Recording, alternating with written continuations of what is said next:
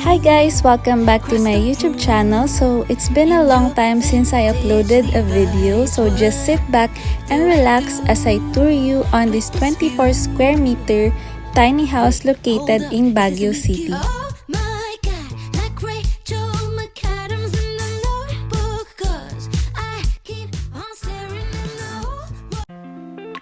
So as you enter inside, you will already see the entire house because it is so simple yet functional and has a modern design.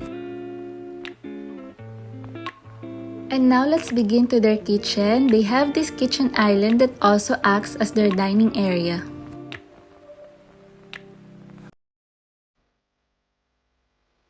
And at the back of the kitchen island, they have this cabinet with laminated finish for storage.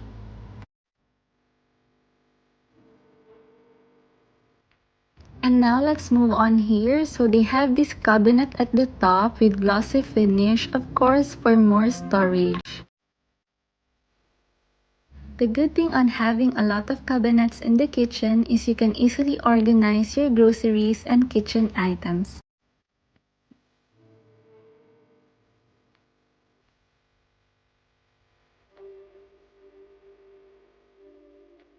And at the bottom of the sink, we also have here storage so they can put their trash can for food waste or cleaning materials.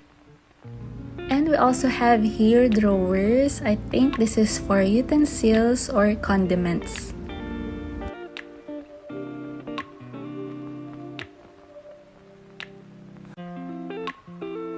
And on this area, they have this electric cooktop. And on this side is their sink, and what I love about this is their faucet na color matte black, super modern.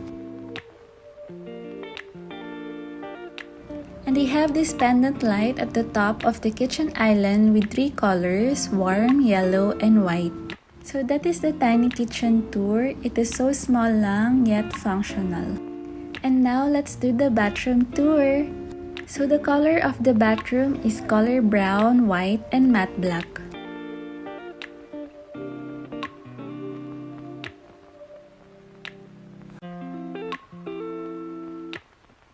So this is the sink area, the vanity, and they have this cute pendant light. And my favorite part of the bathroom is this vanity with the soft touch light.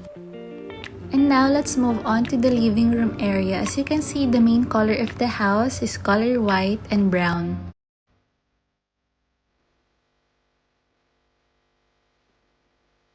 On this side is the window, and as you can see, they have these fluted panels on the wall.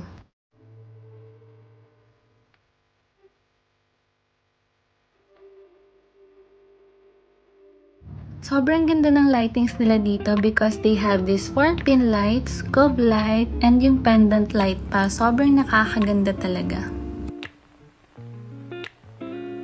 And of course, meron ding storage cabinet at the top of the TV. And as you can see, they also have this fluted panels sa wall para hindi masyadong plain tignan.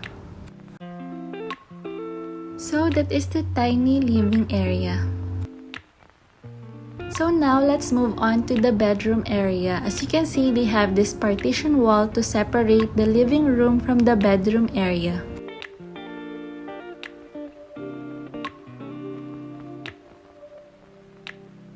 They also have cabinet here in the bedroom area and a little study area. And this is the sliding door going out to the balcony area.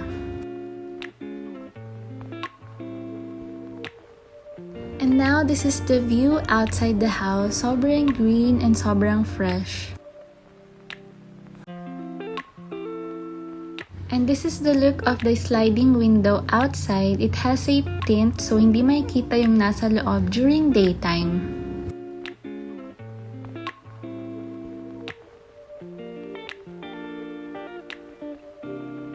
So there you have it guys. I hope you like this tour on this tiny house and sabay-sabay tayong magmanifest na magkaroon ng ganitong bahay.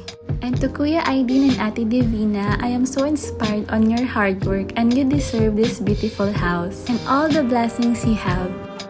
I hope you like this video and see you on the next one. Bye!